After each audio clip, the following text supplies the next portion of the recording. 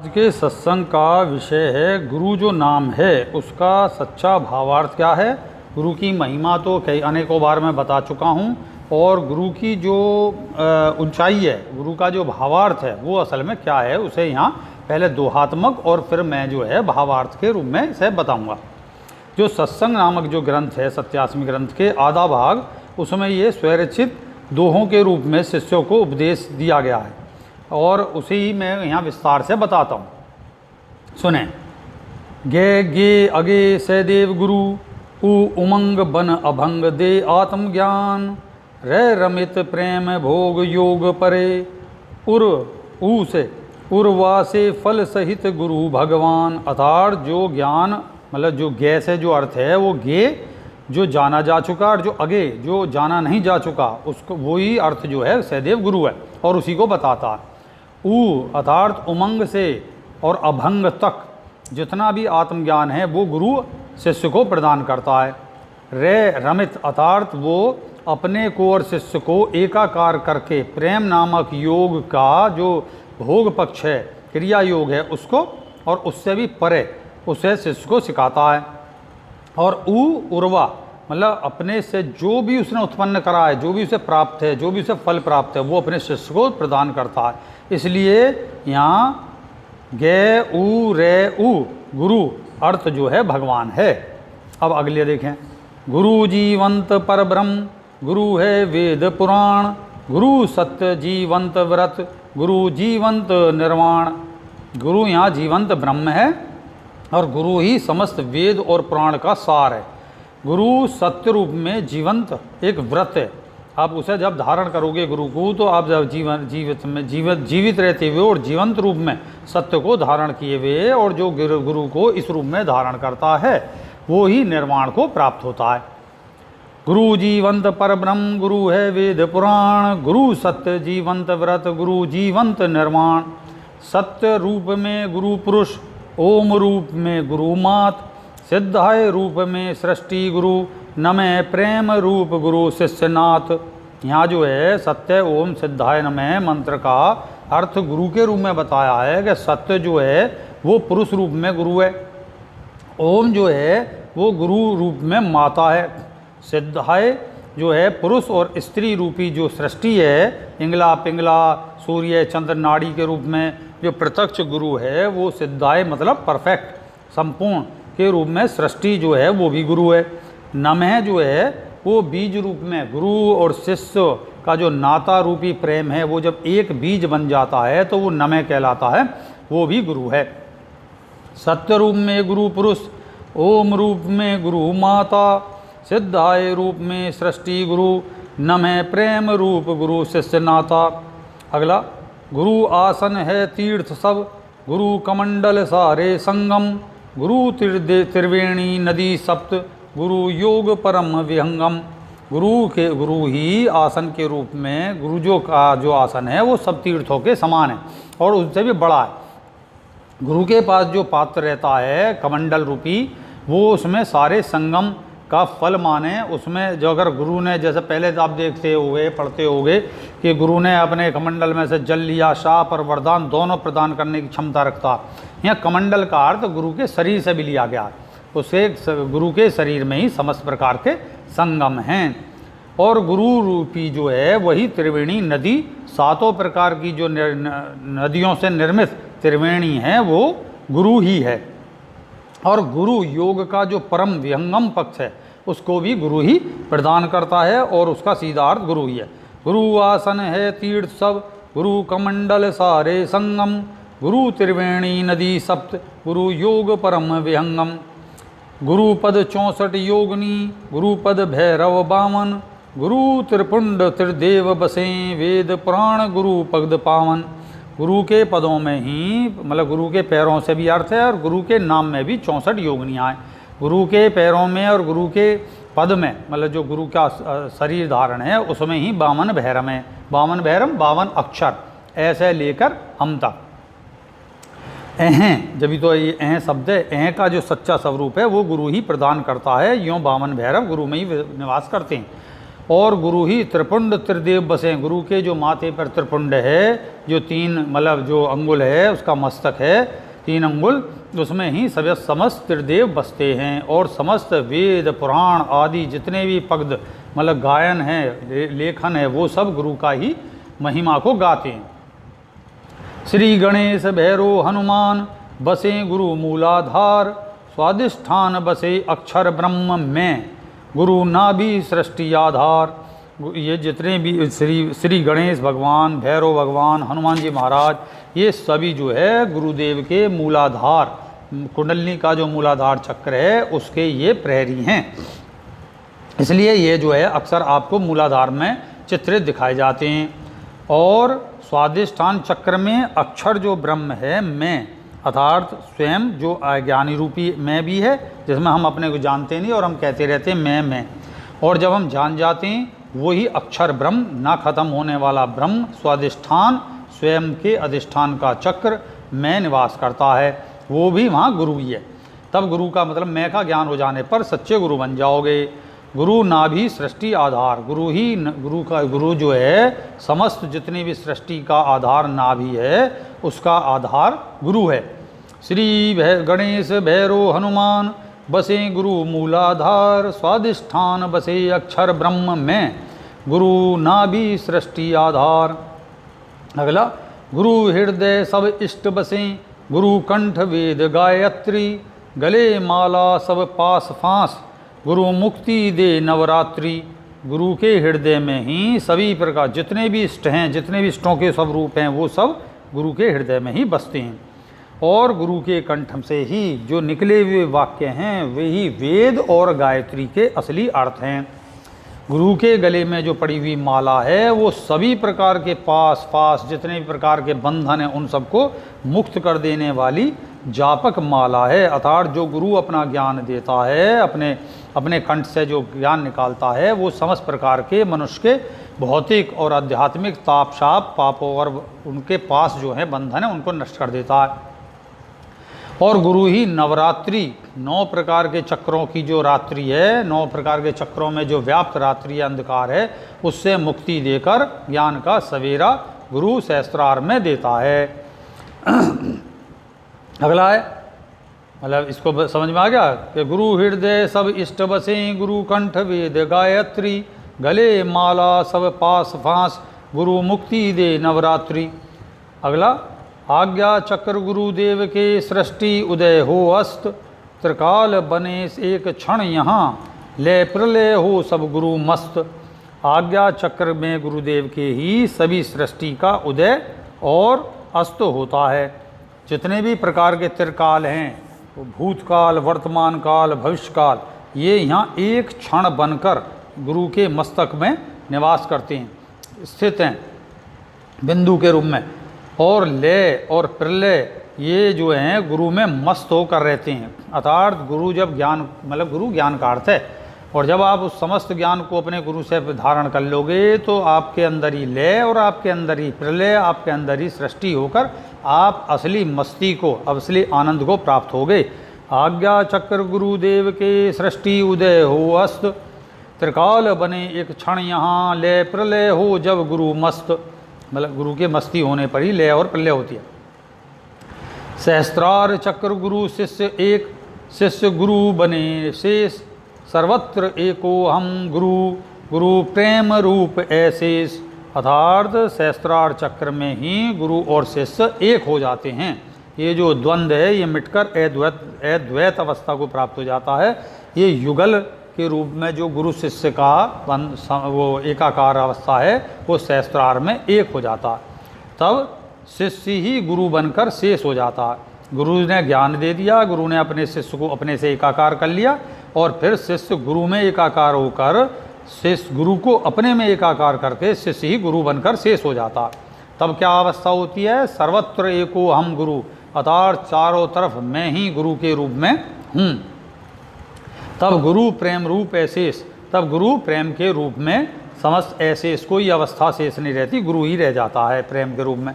तो इसे सहस्त्रार चक्र गुरु शिष्य एक, शिष्य गुरु बन शेष, सर्वत्र एको हम गुरु प्रेम, मतलब गुरु प्रेम रूप ऐशेष।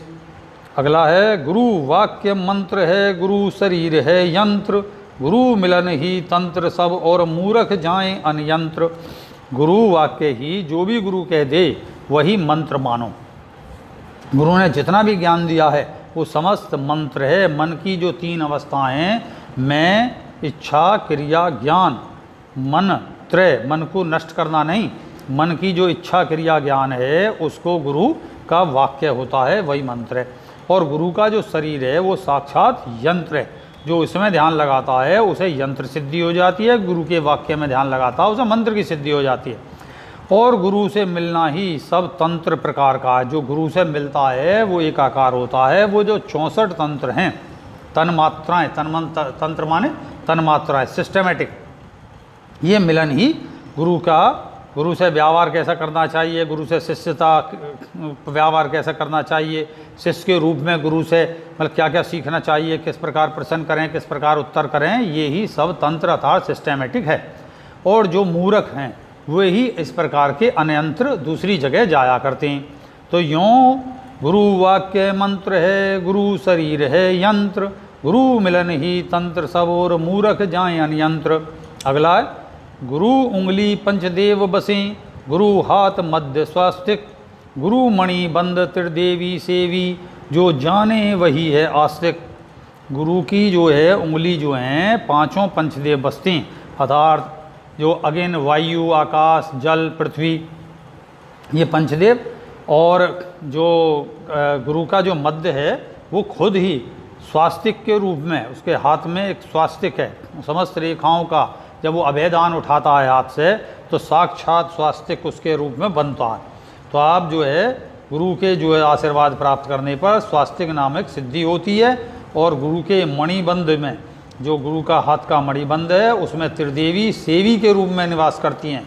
और जो जानता है इस सब अर्थ को और उसे गुरु का साक्षात दर्शन करता है वही सच्चा आस्तिक है। गुरु उंगली पंचदेव बसें, गुरु हाथ मध्य स्वास्तिक, गुरु मणि बंद त्रिदेवी सेवी, जो जाने वही है आस्तिक। अगला गुरु मुट्ठी बसे संकल्प बल, गुरु खुले हाथ वरदान, गुरु माला बसे सृष्टि चक्र, गुरु हाथ शिष्य कल्याण।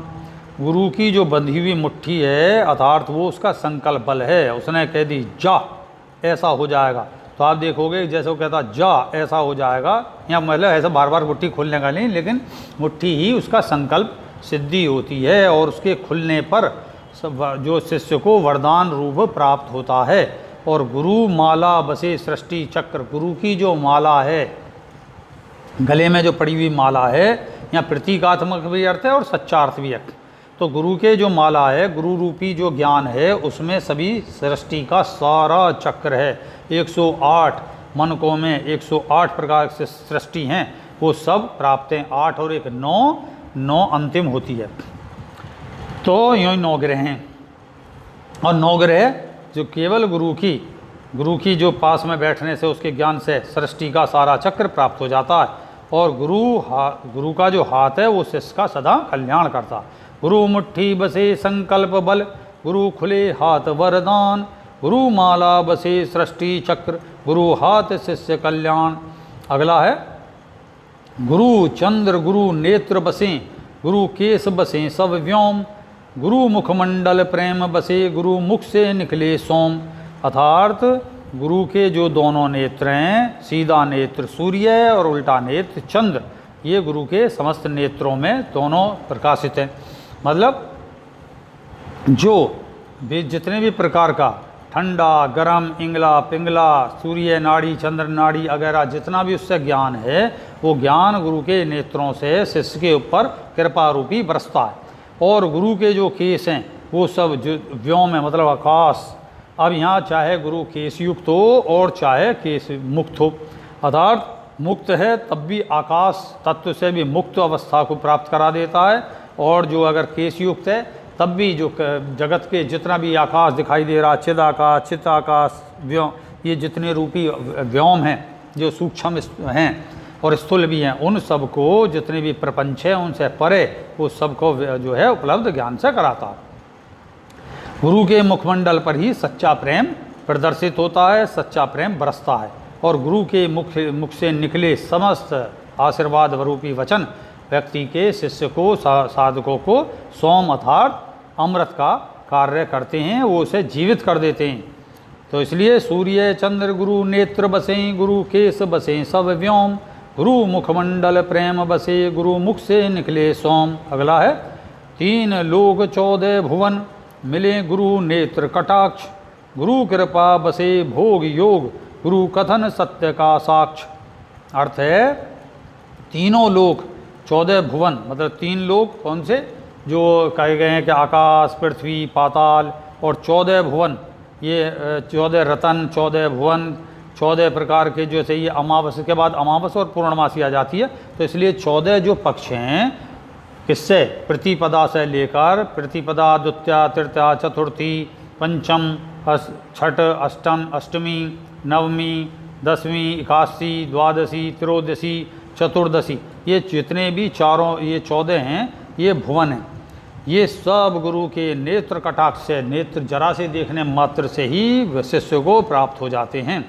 गुरु कृपा से समस्त जितने भी गुरु की कृपा में ही साधक के शिष्य के मनुष्य के भोग और योग दोनों उसे बसे हुए। गुरु ने कृपा करी तो वह साधक को और जो शिष्य को भक्त को भोग भी उपलब्ध होगा और योग भी उपलब्ध होगा, आंतरिक शक्ति भी प्राप्त होगी, बाहरी शक्ति भी प्राप्त होगी, समस्त ऐश्वर्य प्राप्त होंगे। यों गुरु के कथन में ही सत्य का साक्ष्य है, गुरु का कहना ही जो कह रहा है वो ही सत्य है।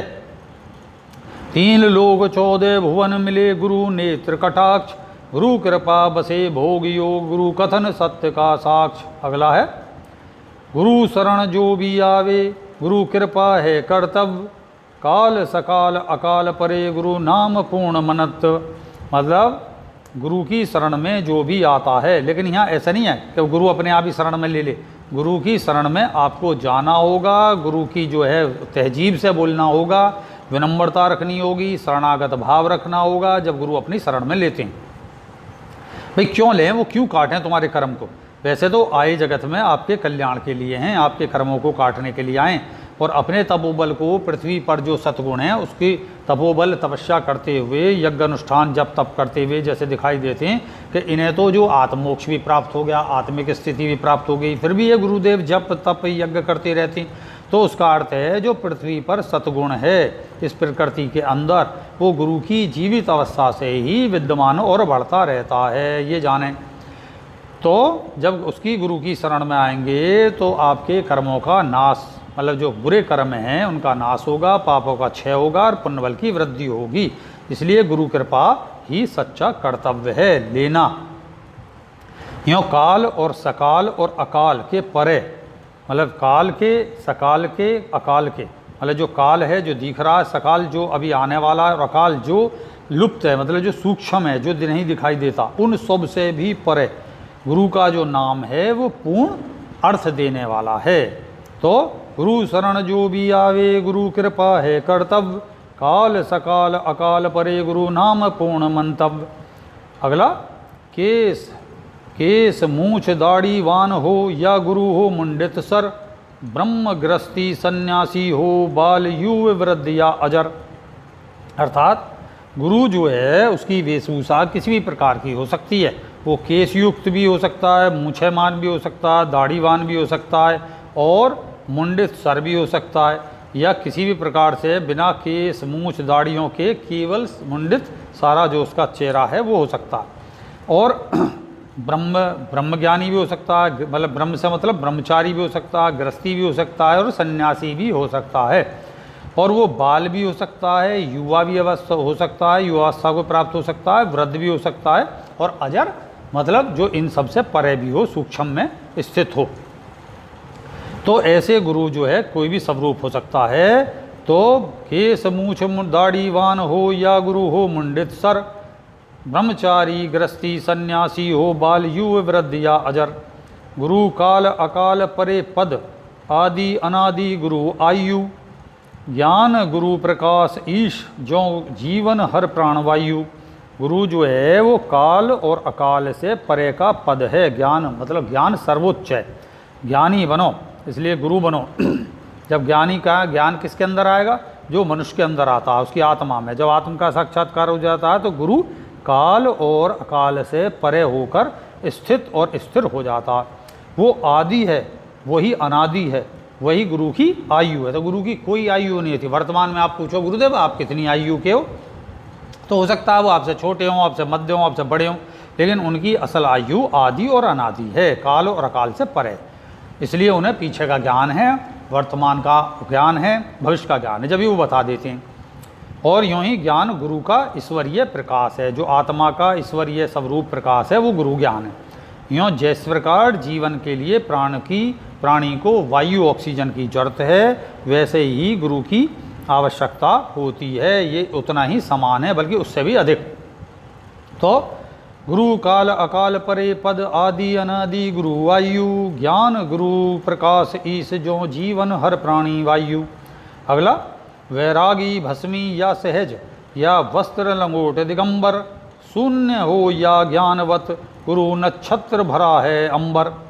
गुरु वैरागी हो या भस्मी लपेटे हो या सहज अवस्था में रहता हो, या वस्त्र पहने हुए हो, या केवल लंगोटी हो, या केवल दिगंबर अर्थात नग्न हो, या शून्य वृत्ति का हो मतलब अपने में मस्त रह रहा, या वो ज्ञानवत हो। तो गुरु जो है, गुरु का प्रकार जो है, जिस प्रकार अंबर में आकाश में अनगिनत नक्षत्र भरे हुए हैं, उनकी कोई सीमा नहीं है, ऐसे ही गुरु के स्वरूप की भी कोई सीमा नहीं है। इसलिए आकलन करना व्यर्थ है कि वो बड़े हैं ये छोटे हैं, हमारे गुरुजी दिगंबर रहते हैं, हमारे गुरुजी श्वेतांबर रहते हैं, नहीं, सारों के पीछे ज्ञान। तो वैरागी भस्मी या सहज या वस्त्र लंगोट दिगंबर, शून्य हो या ज्ञानवत गुरु नक्षत्र भरा है अंबर। अगला, पंथ से लेकर अपंथ तक सभी गुरु में राह, मुक्त संग बंधन गुरु गुरु से परे गुरु अथाय। अर्थात जितने भी पंथ हैं और जितने भी अपंथ हैं, अर्थात जो पंथ में भी गुरु हैं और जो पंथ को प्रारंभ करने वाले और पंथों से भी परे हैं, वे सब गुरु की राह हैं, मार्ग हैं। आप बस उन पर चलें, गुरु के अनुसार चलें, तब क्या होगा?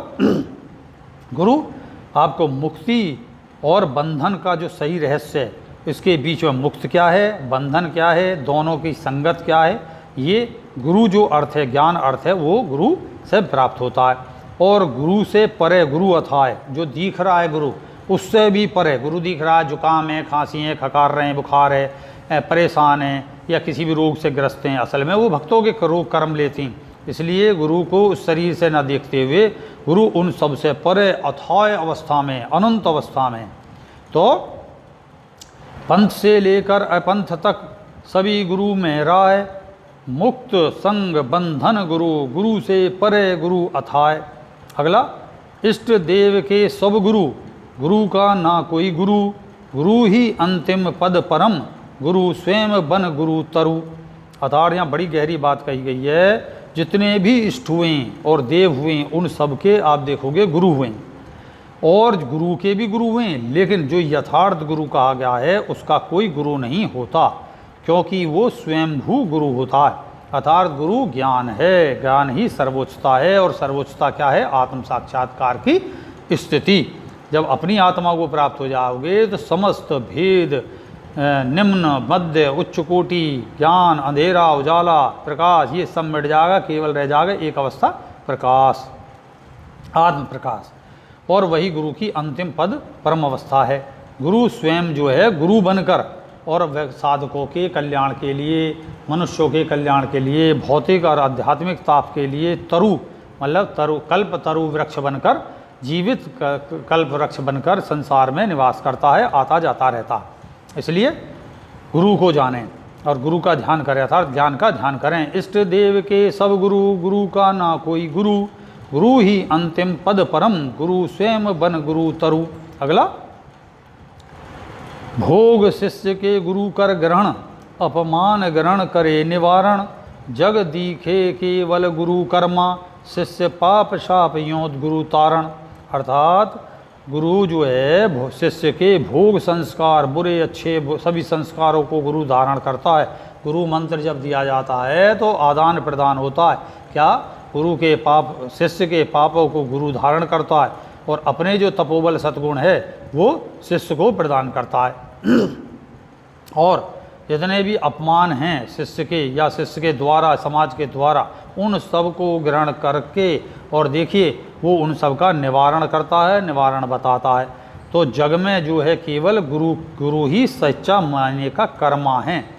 जो कर्मदेव हैं या जो है कर्मठ हैं, वो अब अगर देखेंगे तो जग में केवल गुरु को छोड़कर और कोई नहीं है सच्चा कर्मी। और कर्म से परे निष्काम कर्मी भी और कर्मी भी गुरु ही है। और शिष्य के समस्त पाप शाप यूँ गुरु लेकर उसको तारण करता, उसका सब इस प्रकार से कल्याण करता। यूँ भोग शिष्य के गुरु कर ग्रहण, अपमान ग्रहण कर करे निवारण, जग देखे केवल गुरु कर्मा। गुरु को कर्म करता हुआ जग देखता है। शिष्य पाप शाप यूँ गुरु तारण। अगला ये थोड़ा हास्य का सा भी है और गहरा भी है। गुरु से पंगा जग में नंगा, विद्या खोए मोक्ष संगंगा। अर्थात गुरु से जो भी प्रकार की जो है वो करता है विवाद, वो जो है अर्थात गुरु से जितने भी प्रकार के अनावश्यक विवाद करता है, तो वो गुरु से विवाद करने के कारण जग में जितने भी प्रकार का उसका ऐश्वर्य उपलब्ध है वो सबको खोकर केवल नंगा हो जाता है। अर्थात सब उसे जितना भी प्राप्त है वो सब उससे अप्राप्त हो जाता है, खो जाता है। इस प्रकार उसको बोला गया नंगा। और वो विद्या भी खो देता है। जिस प्रकार तुमने देखा होगा एकलव्य की भी कथा है और अनेकों साधुओं की कथा है कि गुरु के विपरीत जाते ही गुरु ने कहा कि जा खत्म। और ख़त्म गुरु के वैसे कहता नहीं है, लेकिन गुरु के उस चीज़ को विद्या का गलत उपयोग करेगा, इसलिए गुरु से वो विद्या वापस गुरु में समा जाती है। गुरु से गई हुई विद्या शिष्य में वो वापस समा जाती है।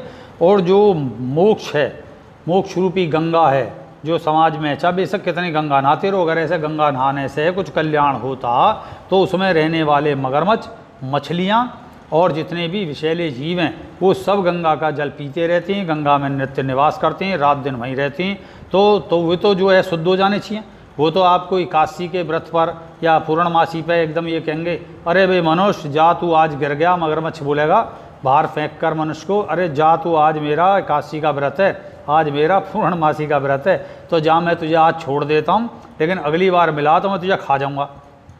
या वो ज्ञान रूपी मोक्ष की बात करें, लेकिन ऐसा कुछ नहीं होता। ये सब गुरु रूपी गंगा की जो मोक्ष धारा है उसमें स्नान करने से ही यथार्थ ज्ञान, यथार्थ मुक्ति प्राप्त होती है। इसलिए कहा गया है गुरु से पंगा जग में नंगा, विद्या खोए मोक्ष संग गंगा। अर्थात सब चीज़ खो देता है। अगला है गुरु बनाने में गया। ये जो गुरु गोविंद जो है उसका कबीर का दोहा है, उससे भी उच्चतर है कि जो गुरु गोविंद दोनों खड़े, कागो लागो पाए, गुरु बलहारी गुरु आपने गोविंद यो बताए। यहाँ पे गुरु की महिमा केवल फिर भी जो है गोविंद अर्थात ईश्वर की प्राप्ति को मार्ग बता दिया।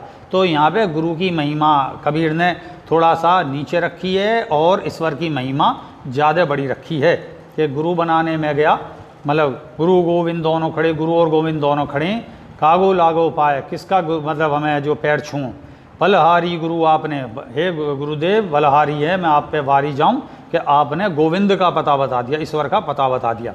यहाँ पे इससे उच्चतर ये है जो यहाँ दिया गया, गुरु बनाने में गया वहाँ खड़े गुरु गोविंद, कौन चुनूं किसी एक को, गुरु में समा गए गोविंद। तो यहाँ पे और उच्चतर अर्थ है कि गुरु जब बनाने में गया हूँ, अर्थात मैं कच्चा अहंकार है, गुरु बनाने में गया तब वहाँ खड़े थे गुरु और गोविंद, क्योंकि गुरु में ही गोविंद होते हैं। गोविंद अदृश्य हैं, भगवान जो है वो दिखता नहीं है, गुरु ही लोग बताते हैं कि किस तरीके का आत्मा की परावस्था क्या है, उसी का नाम गोविंद है। यहाँ गोविंद कृष्ण जी वगैरह नहीं है। कौन चुनूं किसी एक को, मतलब अर्थात गुरु और गोविंद जब हम खड़े हैं तो हवा भी अभी हमारे मन में एक इष्ट है, एक भगवान है, और गुरु जो है उसका रास्ता बताने वाला जो गलत धारणा है, जो भ्रम धारणा है, वो अभी हमारे अंदर बसी हुई है। जबकि गुरु से हम क्या जानते हैं, आत्मा, मैं कौन हूँ, मेरा संसार में आने का उद्देश्य क्या है, मेरा गृहस्थी करने का उद्देश्य क्या है, गृहस्थी से मुक्ति कैसे पाऊँ, भाग जाना मुक्ति नहीं, संन्यास लेना मुक्ति नहीं, से न्यास अपना विस्तार करना ही संन्यास है।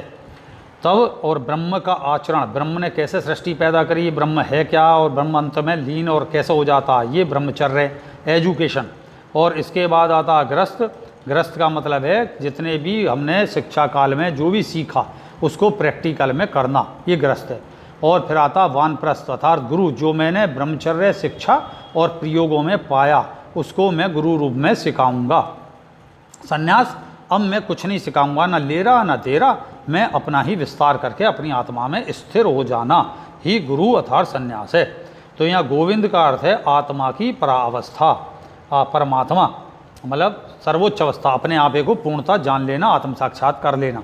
तो गुरु के पास जब हम जाते हैं तो अभी हमें भेद अवस्था रहती है कि किसको चुनूं, मतलब गुरु को चुनूं या गोविंद को चुनूं। असल में तब क्या स्थिति आती है, तो हमने गुरु को चुना, गुरु को चुनते ही गोविंद जो थे अर्थात आत्मा का साक्षात्कार गुरु के द्वारा प्रकट हो गया, गुरु में जो समाया हुआ था गोविंद वो प्रकट हो गया, यही यहाँ अर्थ है। तो गुरु को जानो, गुरु बनो ज्ञान से, गुरु बनाने में गया वहाँ खड़े गुरु गोविंद, कौन चुनूं किसी एक को, गुरु में समा गए गोविंद। यों भक्तों, आज का सत्संग में जो मैंने ये सब कहा है गुरु की महिमा, इसके भावार्थ को, इसके दोहात्मक को जानें, पढ़ें और उन पर विचार करें, तो आपको अपनी आत्मा की परावस्था परमात्मा आत्म साक्षात की प्राप्ति होगी और आप कहोगे अहम सत्यास्मि। जय सत्योम सिद्धाय नमः। जय गुरुदेव महाराज की जय।